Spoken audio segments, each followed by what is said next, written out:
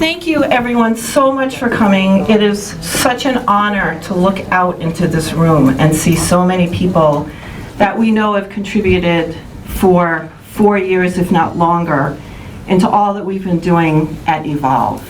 There's women here that were past honorees. There's our current honorees for this year. And then there's many others who have helped us along the way, which has made this a really fun journey. My mouth is going to get really dry, so you'll see me drinking water. We've got some folks here tonight that are doing some extra special things. And one of them is Hope Rogers. She's taking photographs for us. I think maybe she turned her back for a moment, but she's here, so thank you so much, Hope. We really appreciate that. And Peg TV, who has loaned us their recording equipment that will enable us to have this recorded. So 39 years ago, President Jimmy Carter designated March 2nd through 8th as National Women's History Week. And he did it with these words: "From the first settlers who came to our shores, from the first American Indian families who befriended them, men and women have worked together to build this nation. Too often, the women were unsung, and sometimes their contributions went unnoticed. But the achievements, leadership, courage, strength, and love of the women who built America was as vital as that of the men whose names we know so well."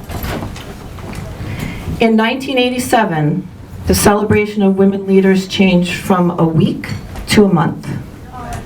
The theme of this year's Women's History Month is Visionary Women, Champions of Peace and Nonviolence. That brought to mind one of the things that I hope everybody knows, but in 1997, one of our own, Jody Williams from Poultney, Vermont, was given the Nobel Peace Prize, awarded jointly to the international campaign to end landmines. So we have a Nobel Prize winner from Vermont. Yay, Jody. And her family came over in that time period when many Italians, her family from generations past, were coming to Vermont and settled in Poultney. They were from the Bertolino family. And I'll put this pitch in. I have a side of the family related to the Bertolinos, so I like to say Jody's my cousin, but she's not. In 2013, Susan Bartlett, Agency of Human Services Special Programs Coordinator, came to Rutland to explore what could be done to improve economic development in Rutland.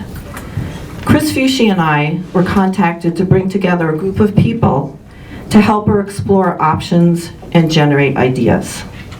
Because of this, I did some research to find other towns like Rutland who had turned around their economies and reinvented their towns. And I wanted to find out how they did it. The one recurring theme of this research was that women played a key leadership role in the transformation. This is something that we wanted to be a part of, and we wanted to make sure happened in Rutland to make a successful transformation of the Rutland community and economy. Chris and I established our company, Far Vision, which provided the vehicle to meet people in different parts of Vermont and throughout the United States. We found that there were communities and companies that are recognizing and focusing on developing women in positions of authority to build long-term prosperity and purpose-driven businesses and communities. We didn't find that same kind of recognition in Rutland, and so we founded and seeded Evolve through Far Vision. We knew the women leaders were here. We wanted to advocate for, connect, teach, and finally celebrate them. Thus, our 4th annual Women's History Month celebration of Evolve Rutland and the women who make this community great.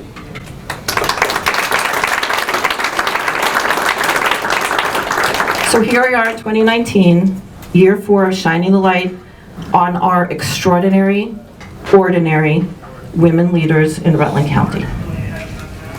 Far Vision continues to focus on the problem-solving power of women to transform communities and businesses so that there are vibrant, purpose-driven economies that achieve their vision and prosper. Thank you to the folks who work with us to deliver this year's event: Diane Liccardi, Fran Kelly, Margot Jones, and Whitney Lamy. From Far Vision, Chris Fucci, Bill Kelly, and Scott Erickson. Thank you also to our sponsors, Chris Fucci Associates, Six Marketing, Antique Mansion B&B, and Far Vision. Thank you all so much for coming, and we hope you enjoy the rest of the program.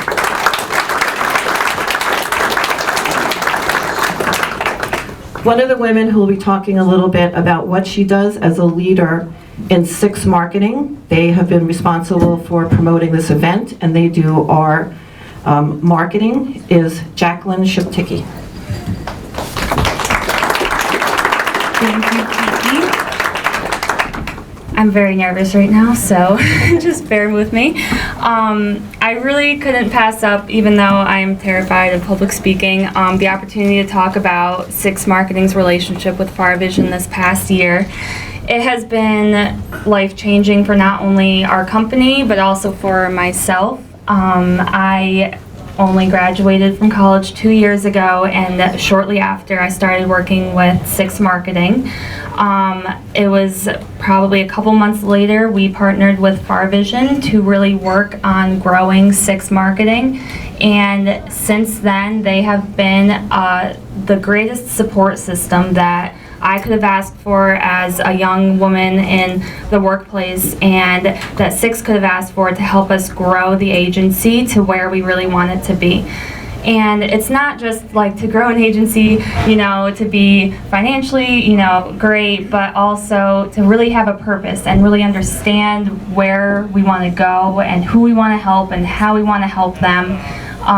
And for me to understand that is invaluable. The skill set that they have given me since working with them has just really been something that you're not taught in college. And so really to be able to work with Kiki and Scott and Bill and Chris Fucci, just like, I wasn't expecting it, and I talked to friends who I have who are in entry-level positions and who are doing the typical filing papers and interning, and they're still doing their co-ops, and I'm sitting on a leadership team with Six Marketing, working side by side with Kiki and Far Vision, and helping to grow an agency that is looking to help companies grow themselves. And really it's just been amazing, and I couldn't be happier to be here and working with these individuals, and really looking forward to growing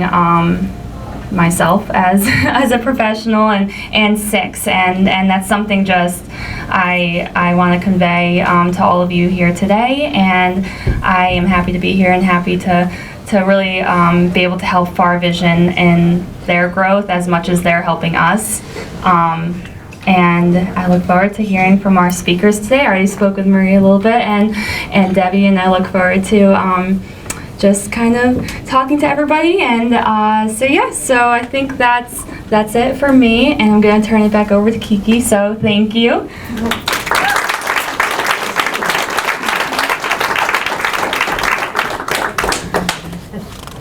Thank you, Jack. And now to move on into our program. I met Marie Sola recently, and she inspired me through her energy, humor, and devotion to shining a light on extraordinary, ordinary women and girls by creating a venue for their stories. Daughters of Change knows how to connect inspiring stories to a national audience so that no one's light is hidden under a bushel basket. Marie had the idea of finding a young daughter of change in Rutland. That was an easy thing to do because of Ann Gallivan, who has worked with Mentor Connector for years and knows young local leaders. I would now like to introduce Marie, who will be working with a daughter of change. Hi, Hi, thank you, everybody. Nice to meet everybody. I should be nervous, but I'm kind of a ham, so I'm not. And Kiki, I learned something new today. I learned that 39 years ago, when they started Women's History Month, week, that's when I was born. So anyway, it was, I don't remember what year that was, but I think I was born then. So anyway, thank you all for having me. I don't know why you're laughing at that. So today what I want to do is, I think Kiki set up a little bit about Daughters of Change. What I want to do is tell you about our mission and then just read something that I wrote about Daughters of Change and what a Daughter of Change is. But then rather than getting conceptual and talking all about my company and my business, because Daughters of Change really is not about me, it's about the women and the girls that are out there changing the world. And God knows I could talk, because I can talk a dog off a meat wagon, but what I'm going to do is I'm going to start with two things. First of all, I started Daughters of Change because I believe that women are going to have a huge part in changing this world. And that doesn't mean that men aren't there and doing that too, but women are coming forward in ways that they never have before. And although maybe there has been a part of us doing that in the past, no, definitely not maybe, it has not been recognized the way it is now. So, with no further ado, I'm going to read you a little bit about what it means to be a Daughter of Change. So Daughters of Change have the fierce, oh wait, sorry, I need my glasses now, 39 years now. Hold on. Okay. Daughters of Change have the fierce belief that everything is possible and the fiery passion to make it happen. The Daughters of Change symbol, which is the logo, woman flying through the world, trust me, it's a great one, represents the women and girls who will lead change in the world, each in their own unique way. And that's really important because it's the everyday women and girls that are out there making change. Little ripples make big waves.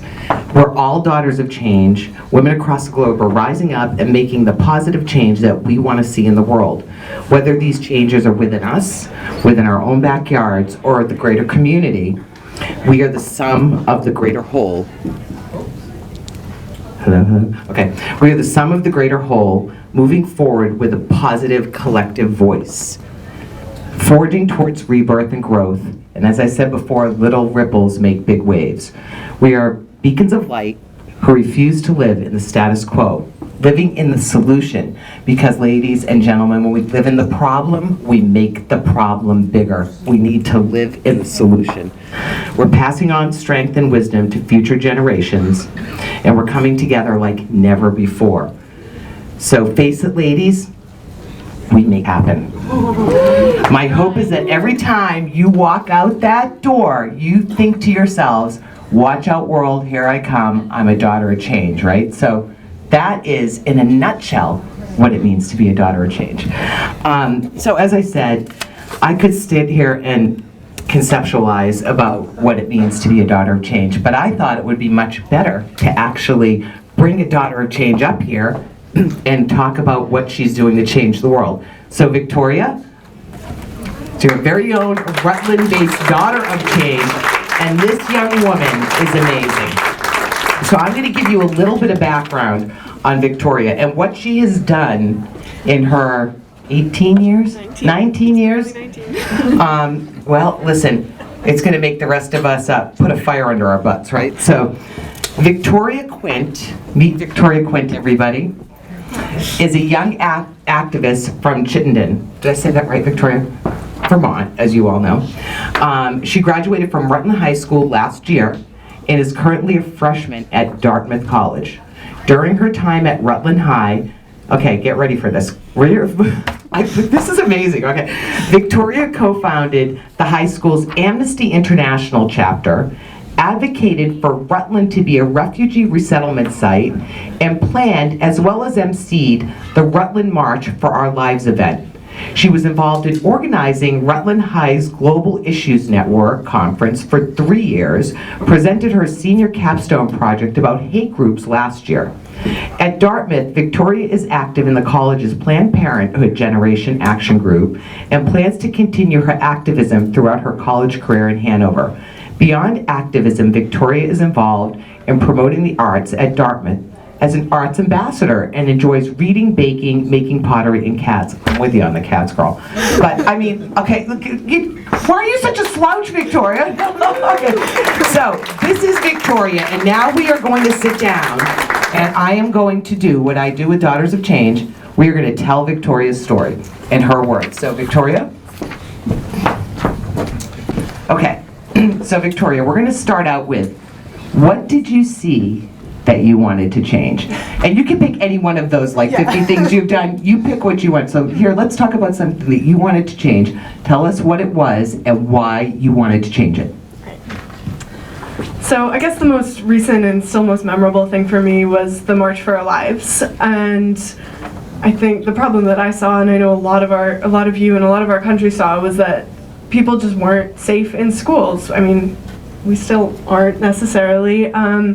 And we saw the fear and just the death that was happening in public schools, where children go to feel safe, where we go to learn, where we grow to become the adults that we want to be able to contribute to our communities. And it still is unfathomable to me that we can't be safe in those spaces, and so I decided that it was time to step on the bandwagon, join the students from Parkland and the rest of the country, and try and do something about it. So Victoria, what did you do about it? Well, I sent some emails, got in touch with our principal and a bunch of my friends and some of my fellow student activists, and we planned a march. There were some evening meetings at the Yellow Deli at the school, and we filed permits, and we got insurance, and we planned the venue in Main Street Park. I'm sure a lot of you were there.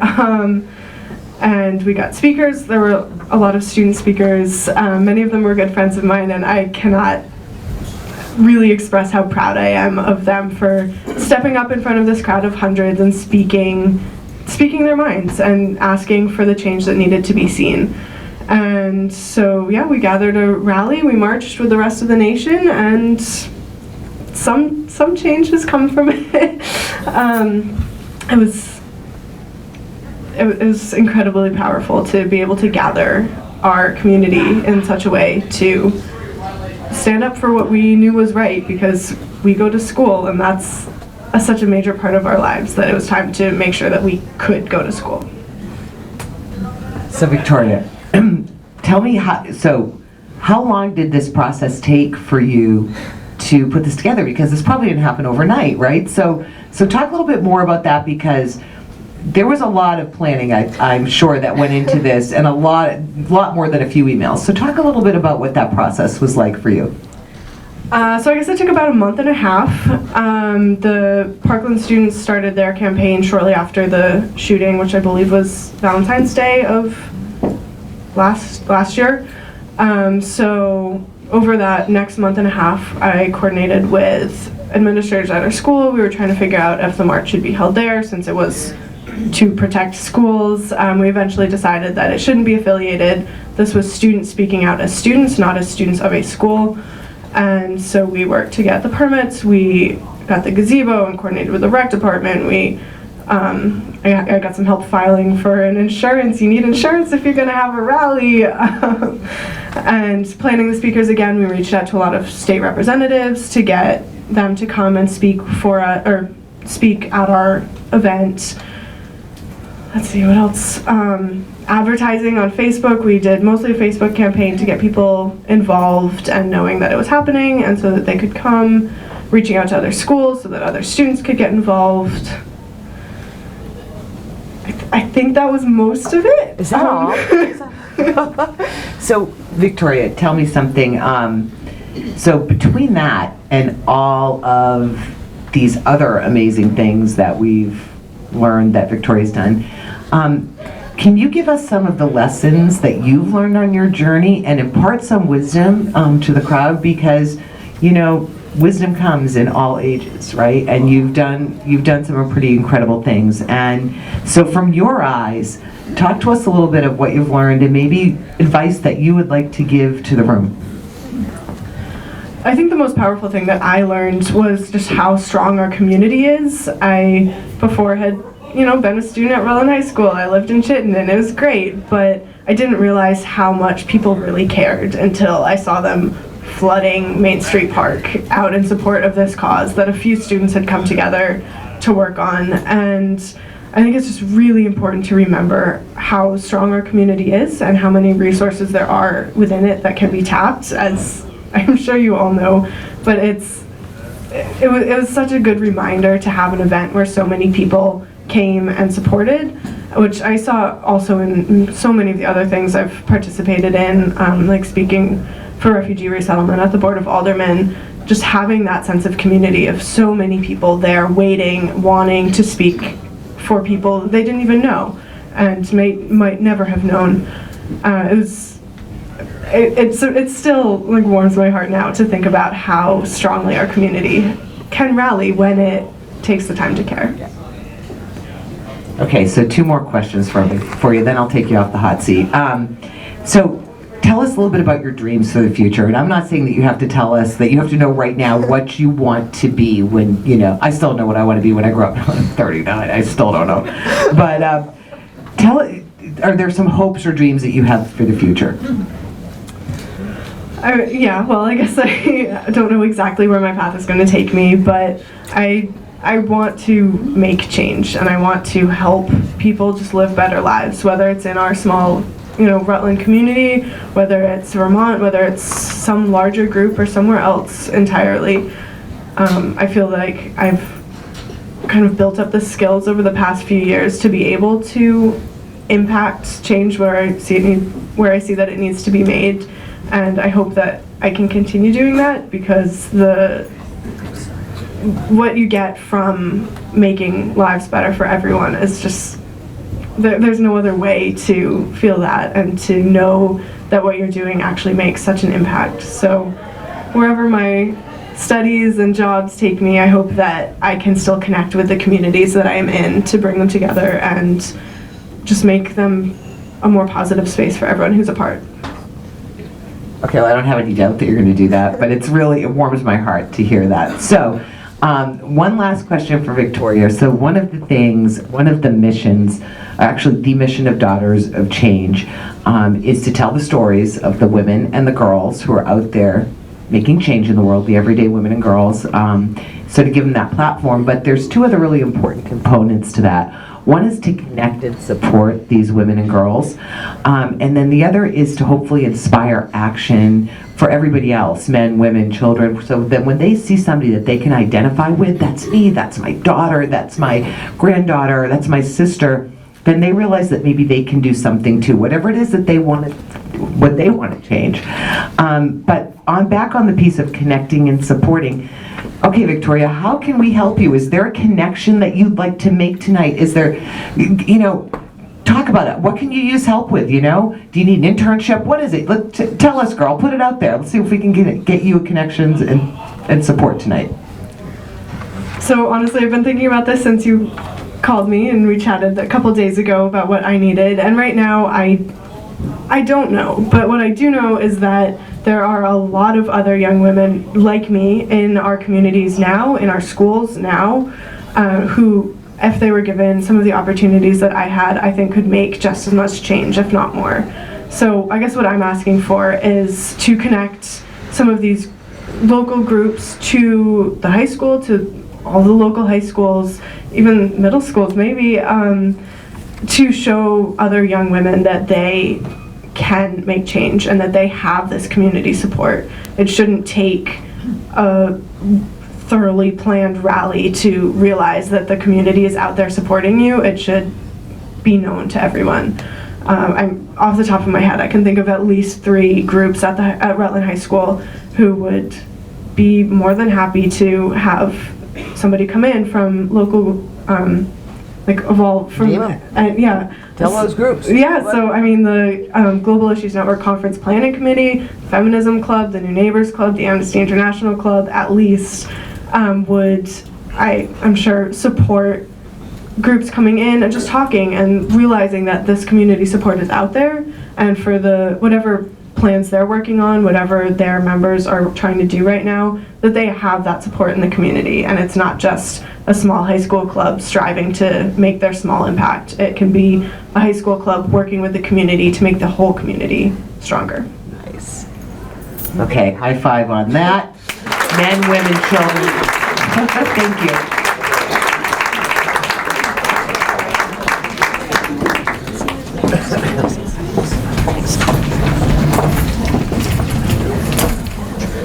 So we're all impressed. I know that we are. Thank you so much, Victoria, and thank you, Marie. As I mentioned before, this is our 4th year of honoring women in our Rutland community. And it's probably been our most stringent process that we've ever done. I think Anne, who was our first executive director, knows that probably the first year we just went, let's pick every person we possibly know that nobody's ever recognized. And we recognized like 200 women, and then we recognized 100 women, and it was really very moving to do all this. But some of my wiser friends said, you need a criteria, you need to ask other people their opinion. And so this year we put together a committee, and those are the women I acknowledged earlier, and we actually decided that what we would do was not really change how we were honoring women, but we would make sure that we did talk a little bit more about what was outstanding about them. And we actually had more applicants than we were able to take. And it was our own imposed, limit. So we had 5 women that we wanted to honor as next gen women, and 5 women that we wanted to honor for our Wall of Fame. And not that it felt great to say somebody didn't qualify, because that really wasn't the point. It wasn't to say like, okay, you don't qualify, but it was to say we want to make sure that we let people know that it was a rigorous look at, and that there were more than, it was more than just, well, there's only 5 people, there's only 5 women. We had a lot of choices, and we said we're not going to stop, so there's, there is next year. So our categories are to look at women that are either running their own business, have reached a leadership position within a company that they work within, they've done outstanding volunteer work, or they're artists, or do something that's creative. So that was our basic grouping, and we did a next gen, and then we did the existing women that are going to be on the Wall of Fame. So this year we have, so that was our basic criteria, and all of the nitty-gritty, I won't bore you with that, but everybody was was outstanding, and we are so honored that they're here tonight, and you're here also to acknowledge them. So we're going to start with our next Gen Awards, and just so everyone knows, it is alphabetic, so it's not like you're the first versus you're the last. And the first woman we would like to honor is Jenna Baird.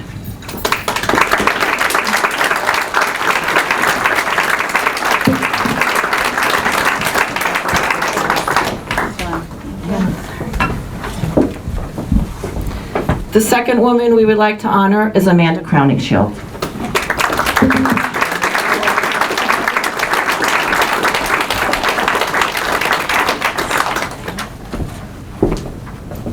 I think I'll keep the list in my hand. The third woman we'd like to honor is Dr. Audrey Dujic.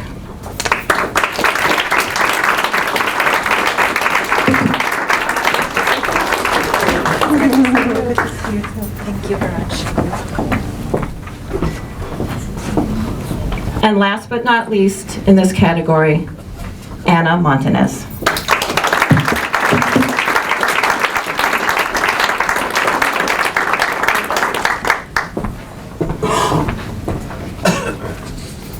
And now women leaders for our Wall of Fame.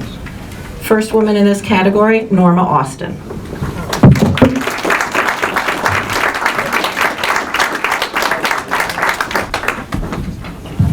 Second woman in this category, Sue Cook.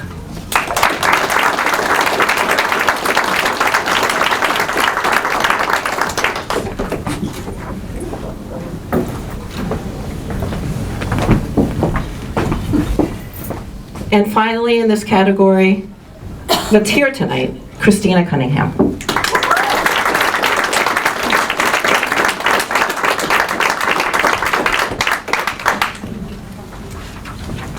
There are 2 additional women in our Women Leader Wall of Fame that were unable to attend. Joan Alshire, who is a poet, and Dr. Karen Scalfaro, president of Castleton University. They will get their certificates.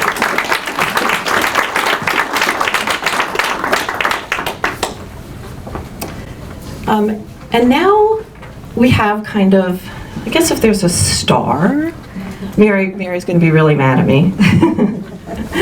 But we, in addition to the women that we honor in the categories that I mentioned, we like to also showcase a woman who has done something maybe unique or outstanding or holds a position that may not be traditional.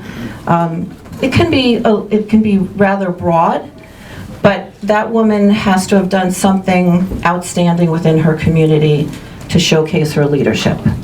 And here to introduce our Madeline Cunin Trailblazer Award for 2019 is Lori Messiah Brochu. And I have to apologize, there's only one R in Messiah. I spelled her name wrong. It is really my pleasure to be able to do this.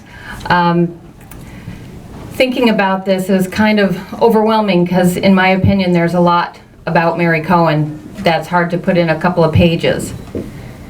I think Mary Cohen might sound like an ordinary name, but in my opinion, and from personal experience, Mary Cohen is anything but ordinary. Mary was raised in Connecticut in a close-knit family.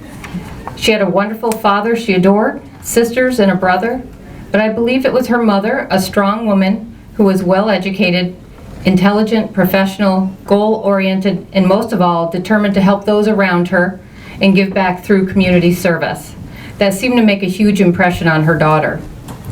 Mary attended UVM, where she earned her bachelor's degree and a master's degree in business administration. After graduating, she moved to Rutland, got married, and raised 4 terrific children, 2 of which are sitting over there, to embarrass them now. She supported her children to do their best, helped them to accept things that didn't go their way, and is their biggest champion in their successes. I am sure that Catherine, Leo, David, and Henry would agree that Mary has a calm and easy demeanor, but don't let that fool you. She is also competitive, strong, driven, and when need be, fierce in her beliefs. I first met Mary when I was selling real estate, and she was in need of a larger home for her growing family. The first thing that I saw was a broad and welcoming smile that made me immediately think, what a nice gal. The next time we met, she was getting her real estate license and joining me and the rest of the group as an agent at Berkeley Veller & Green. Again, there was that bright smile, and she put her all into learning the business and making sure that she did everything correctly. As a previous business owner of the main course, she understood how important the details were in being a success. If anyone has been through a real estate transaction with Mary, they can attest to her professional and reassuring demeanor. Even Mary back then was convincing people considering Rutland area of its benefits, including many of the physicians at the Rutland Regional Medical Center who she sold homes to. As time went by, NeighborWorks and their leader, Ludi Biddle, realized that they needed someone like Mary that understood real estate, had a great education, and empathy that is needed to assist clients in navigating the programs available to them. Mary not only worked with clients, but staff as well as the operations director of the Home Ownership Center, and did it using a collaborative method. Mary worked closely with Project Vision via NeighborWorks Community Revitalization Program. She believed then, as she does now, that everyone benefits when you work together. The Rutland Region Chamber of Commerce in 2016 lost their executive director as well as their membership director. It was a difficult time for the organization. Someone stepping into this position was going to have to be extremely well organized and would be taking on this big job with a limited staff. Mary at the time had stepped down from her position at NeighborWorks. The chamber needed to fill the void with someone who possessed a familiarity with non-for-profit work as well as a level-headed approach. We entertained several ideas, but when I mentioned Mary's name, we all immediately embraced the idea and offered her the position on an interim basis, which she accepted. As an interim, a lot of people would have just kind of stepped in and done what they could to kind of lug things along, but Mary didn't. She tried to fill the hole in the boat. Not only fill the hole in the boat, but she immersed herself into the needs of the chamber and began immediately to build a brand new boat. Mary was offered and accepted the full-time position as executive director. She worked diligently with the staff and board to craft a new feeling and vitality to the chamber. She has also worked closely with Reddick, Rutland Young Professionals, Vermont State Chamber, Come Alive Outside, Rutland Downtown Partnership, the Regional Marketing Initiative, and not to mention our own legislative contingent. She's been an integral part of the Real Rutland campaign and has married it in a way to the Vermont Stay to Stay program, making our Stay to Stay program the one to watch and emulate. I can tell you from being a part and watching the people, I really have 3 pages here, big font, that are considering moving to our region. They rely on Mary for a great many items, and some of them are well beyond her scope, but she never sends them away. She always makes sure to listen, understand their needs, and point them in the right direction. Mary also has a long service to the community and has been on the boards of many not-for-profits, including Rutland Community Cupboard, Rutland Regional Medical Center, Rutland Health Foundation, the Boys and Girls Club of Rutland County, and the Crossroads Art Council. I've probably missed some of the many important contributions, as there are so many, and I could recite on a personal level many acts of generosity and the friendship she's created. Mary is a bright star in our community, and I hope you all have a better idea of why she was chosen as a recipient of the Madeline Kunin Trailblazer Award. It is my pleasure and great honor to present this award to someone I greatly admire, my friend Mary Cohen.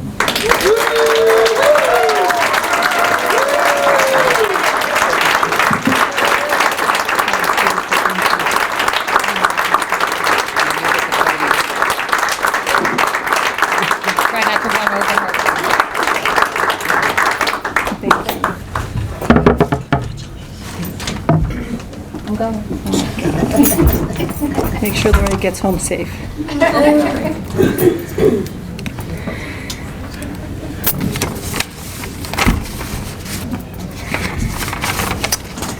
Thank you very much. I am extremely humbled by this award.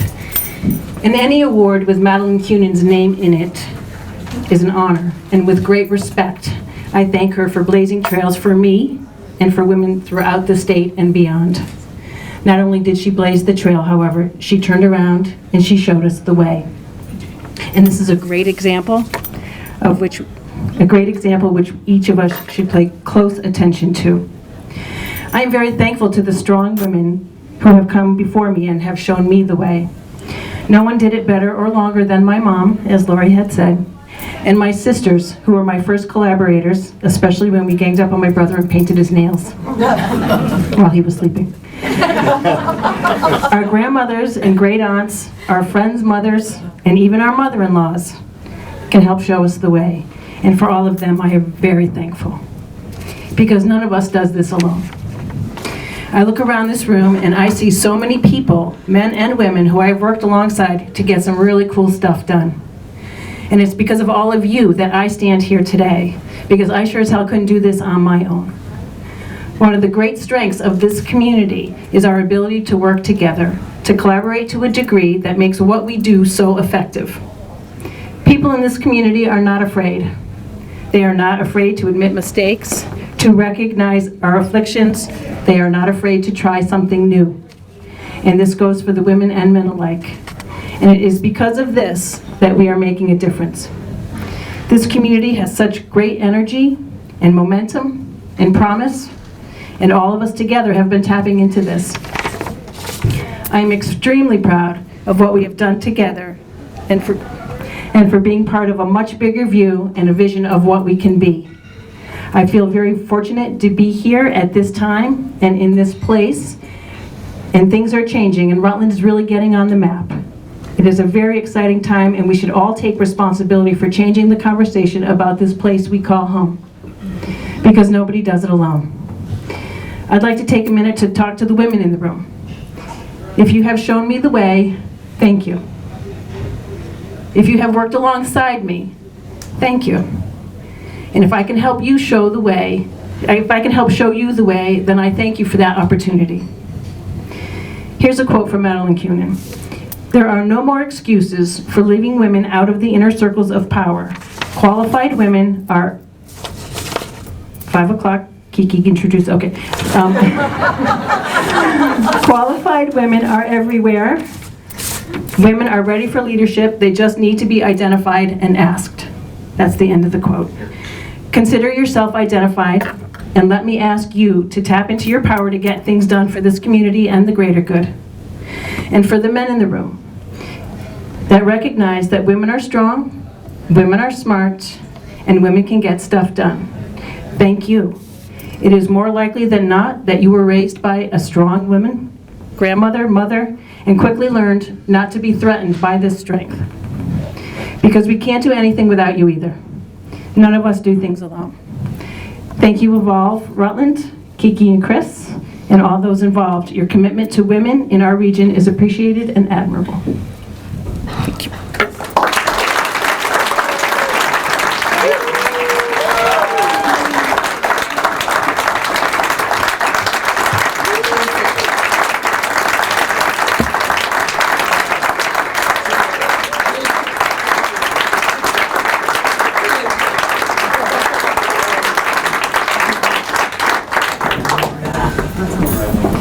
That was great. We're honored and honored by your words. Thank you, Mary. I think I alluded earlier to that it's a small world by bringing the example of Jody Williams being a Nobel Peace Prize winner from Poultney. But it's also a small world because in this room tonight are many of my friends and family members. I did kind of pad the list with some family members. Our keynote speaker tonight is one of my longest and dearest friends. Debbie and I have known each other for many years through some of the happiest times and most difficult times of life's challenges. Debbie also inspires me because she too has a devotion to both being a light for and a shining light on extraordinary, ordinary women and men. Debbie works tirelessly so that the best information is there for what we probably call our normal journeys that she sees as heroes' journeys. Debbie has a national audience that reads her blogs and her book. Today you will hear what it takes to be a hero, and you will learn that you too are a hero. Debbie Augenthaler.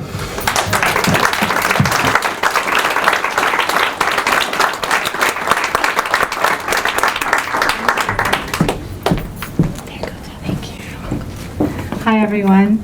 Thank you, Kiki. Well, thank you for including me in this wonderful evening, honoring so many wonderful people.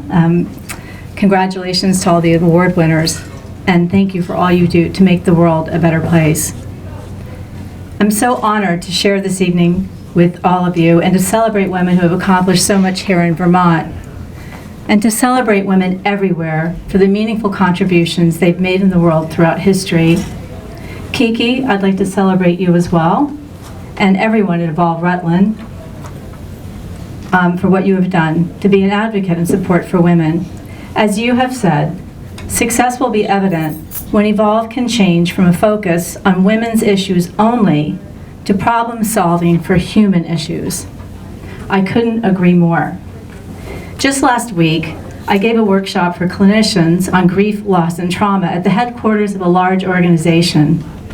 I went to the ladies' room, and there, taped on the inside of the stall, was a quote by Albert Einstein. It said, "Try not to become a man of success, but rather to become a man of value." And I found it funny that in a woman's bathroom, there was a quote by a man about the value of men. I wanted to take out my Sharpie and correct Albert Einstein, but I didn't want to change it to woman. I wanted to change it to person, because we all have value, regardless of gender, race, or religion. And that's the change we want to see in the world. My late husband, Jimmy, and Kiki adored each other and were best friends since meeting in college. When Jimmy and I fell in love, I knew I had to pass the Kiki test. You can't imagine how relieved I was when I did. And then, when Jimmy died unexpectedly in my arms, one early Monday morning over 20 years ago, Kiki was there by my side to share the darkest night of my life. Jimmy was only 45 and he'd been healthy and vibrant before he died. The doctors compared the probability of his death from an aortic aneurysm to being struck by lightning, and that lightning strike ended my life as I knew it and began the baptism by fire that brought me to my new future. Through the constant support of family, friends, and my therapist, I survived, though I really didn't believe I would. I was only 36, and things were different then. There was no social media and all the support groups there are now, and I didn't know any 36-year-old widows, though I met one tonight. Many people thought of me as strong. They wanted to know, how did I survive? What did I do? As if I had a magic elixir, as if by simply still standing, I could tell them the secret of surviving that which you feel you cannot. I was shocked that anyone could think me strong, especially in that first year. In my mind, what other choice did I have but to pick up the shattered pieces of my life and begin to weave them back together into a new one? Very few knew of the panic I felt in facing a life without my husband in it. I see now that because I was putting one foot in front of the other, I was strong. I only wish I'd known it then. I didn't have a magic elixir then, and I don't have one now, but I do know more. I came to learn that surviving great grief is part of the hero's journey. In fact, I teach a writing workshop and I lead retreats on writing your grief story based on Joseph Campbell's Hero's Journey. Almost all of us have had to manage grief, whether through death or a breakup, losing a home, suffering through an illness, losing a job. Think of all the symbolic losses of women trapped in society's expectations all these many years. The loss of freedom of choice, loss of independence, having to mold oneself to fit inside a box of conformity. The list goes on. Okay, maybe it doesn't go on. The list goes on, and I could stand here all night with that list. The point is, we've all been challenged in life over and over. There should be 100 words for grief in every language. Isabel Allende said, "We don't even know how strong we are until we are forced to bring that hidden strength forward in times of tragedy, of war, of necessity." People do amazing things. The human capacity for survival and renewal is awesome. Tonight we celebrate women who have inspired us, who have persevered, who have triumphed, and because of this, give the gift of hope to others. In history, it's been left to the women to do the mourning. Women sending men off to war, down into the coal mines, racing into fires. Women pacing Widow's Walk, atop houses in seaside towns. Women waiting, too often in vain, carrying the heavy burden of grief in their hearts. In the First World War alone, there were whole towns filled with only women, dressed in black, for men who didn't come back. To show you how far women have come in the last 100 years, I'm going to read an excerpt from a poem called The Heart of a Woman, written in 1918 by Georgia Douglas Johnson. The heart of a woman falls back with the night and enters some alien cage in its plight, and tries to forget it has dreamed of the stars while it breaks, breaks, breaks on the sheltering bars. Do you hear the grief in her words? How many courageous women work to break through those sheltering cage bars to forge a path leading to the ability for us to reach for the stars? How many women had to suffer and grieve in silence?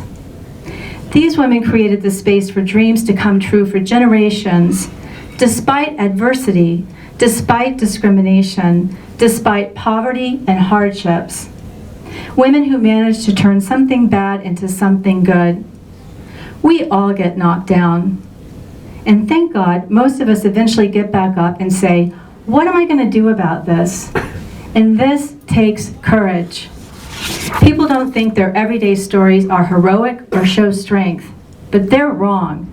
It takes strength and resilience to get through life. Especially as women, we so often underestimate ourselves or downplay the strength it takes, or like me, don't even realize it. I thought of this when Kiki told me how award winners and honorees often react with surprise when being told they are being recognized. Really? Me?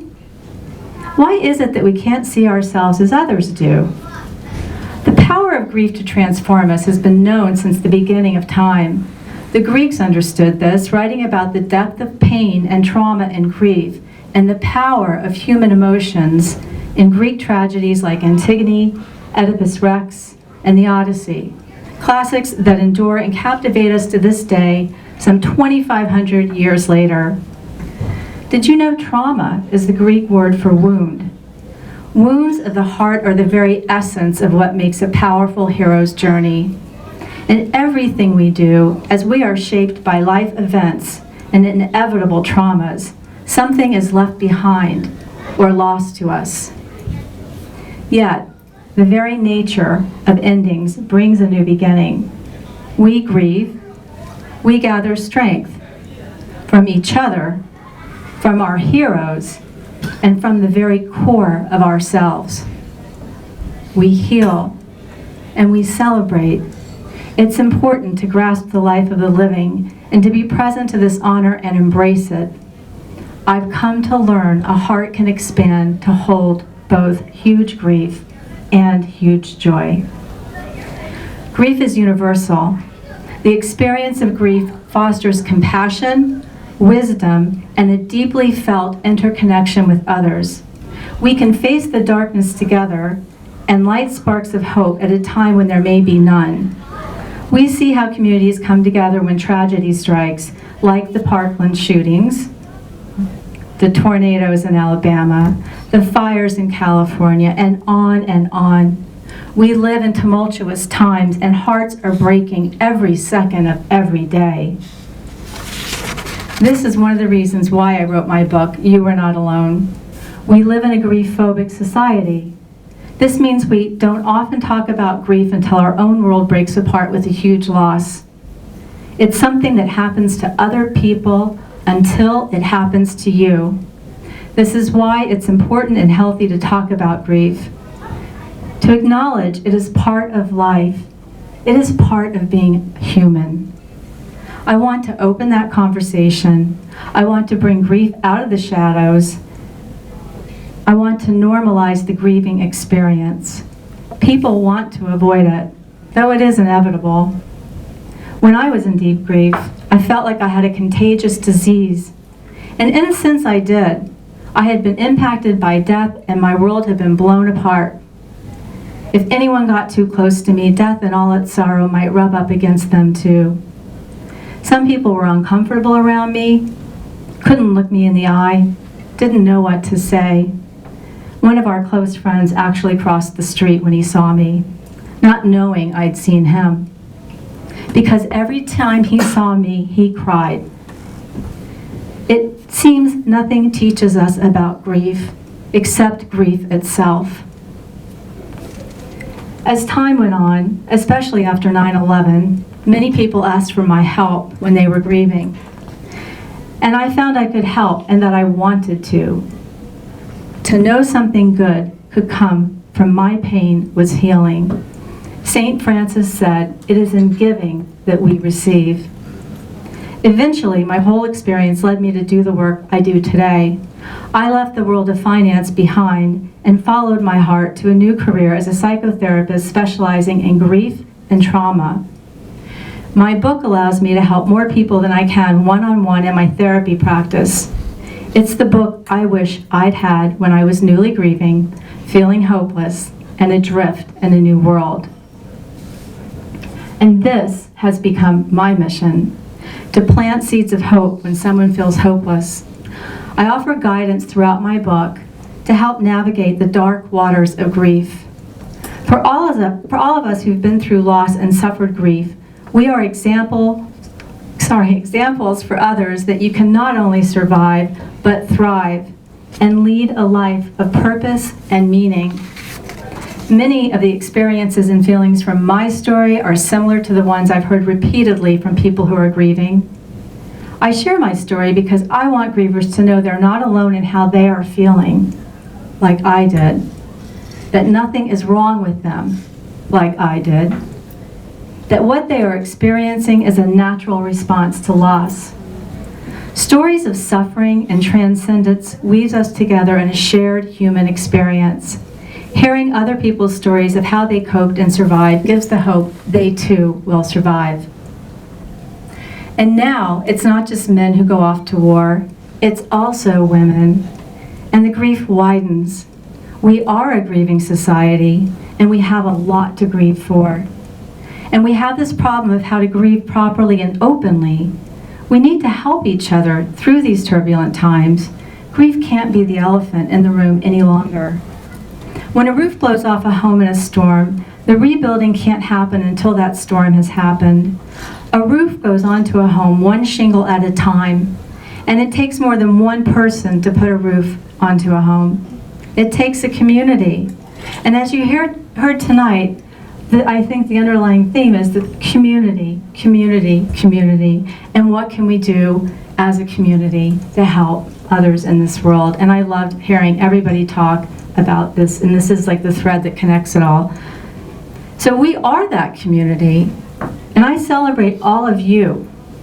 Don't think just because you're doing something that you see as small, you're not helping.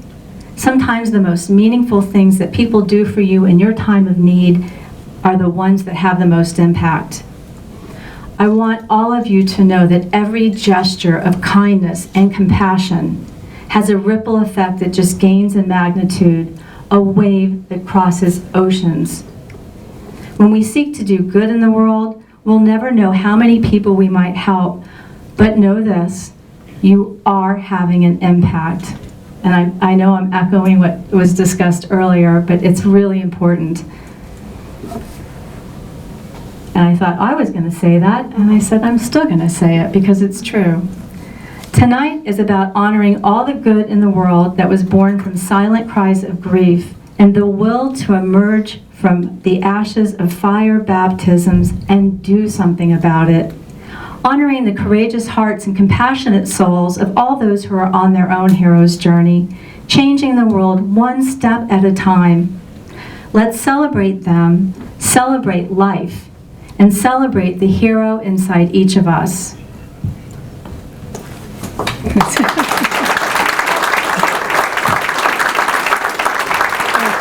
Thank you.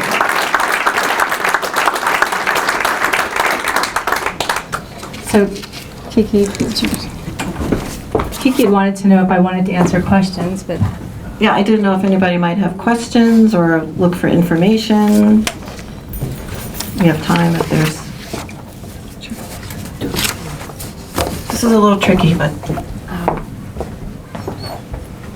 I was thinking as you were speaking, this is a very cool thing you do.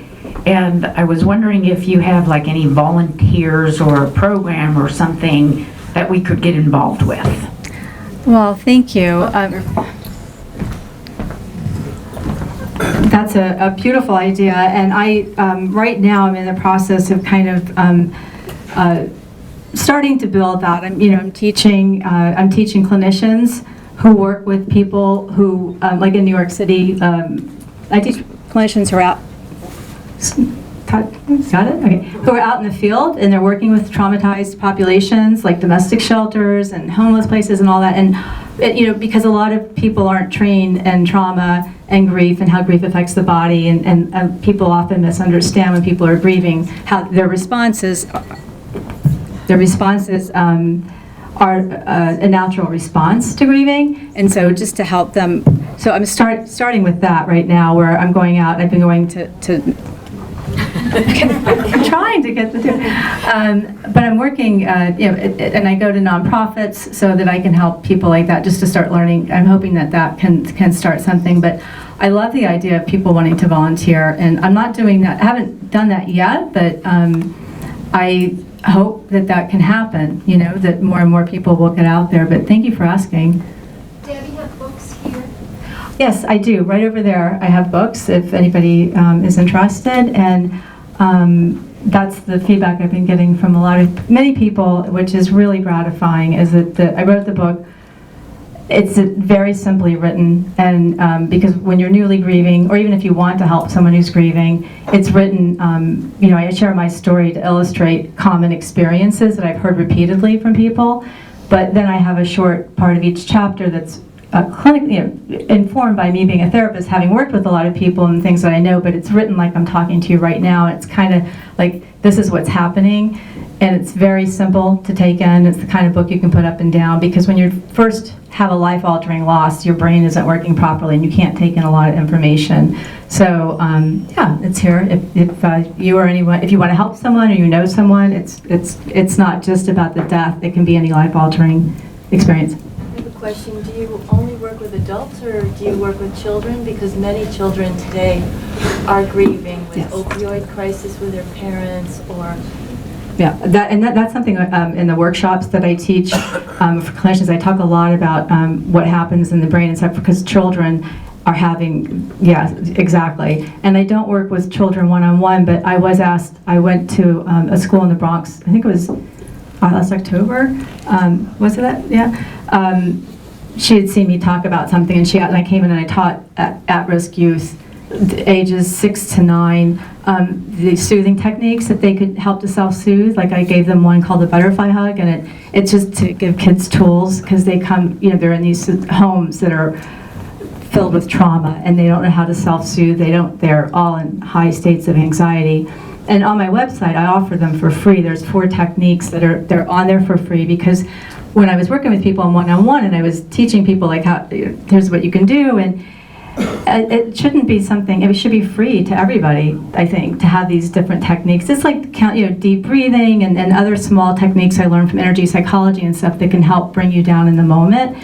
But the butterfly hug is on there, and it was actually invented to help children in the aftermath of Hurricane Pauline in Mexico in 1988 by EMDR therapists. So, and I'm trained in EMDR, but it's a very simple technique, and kids love it. So I'm really open to doing that, to going to schools and teaching kids self-soothing techniques. But I don't work one-on-one in private practice. especially with Parkland?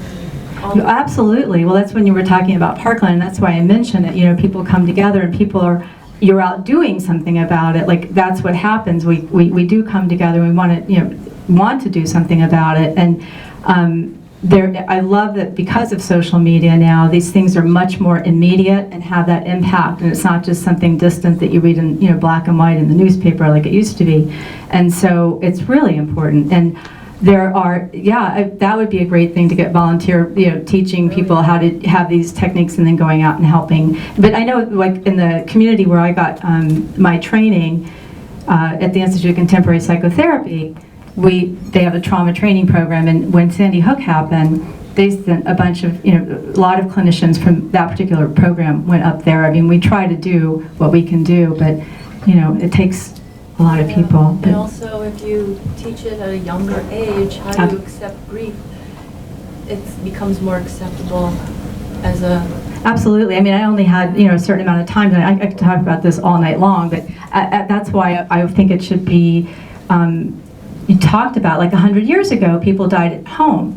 And all the health advances that they have now, and it was more of life and death was part of life and death, and now it's life and like, oh, let's keep the kids away and let's hide it, and so you don't really learn. I mean, we're not born with a mental imprint, so how else can you learn unless you see that this is happening? And when you don't see it, that's what leads to a grief-phobic society, and people like being, and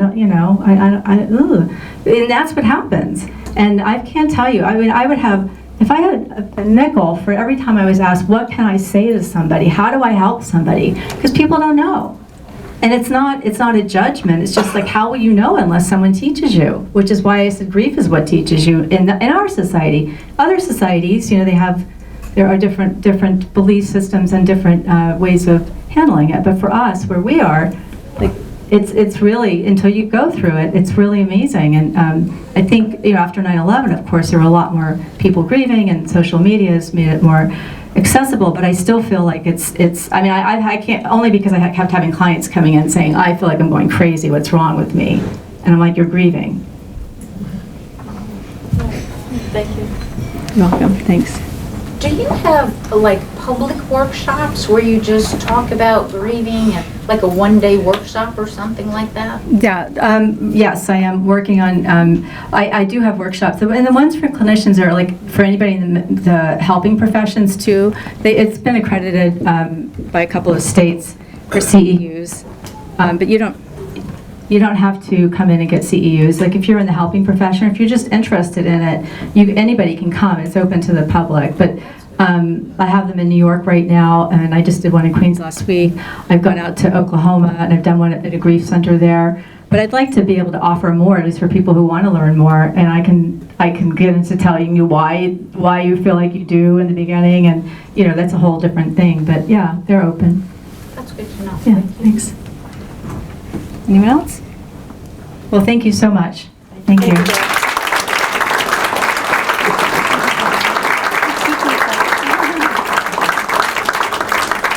Thank you, Debbie, and thank you, everybody.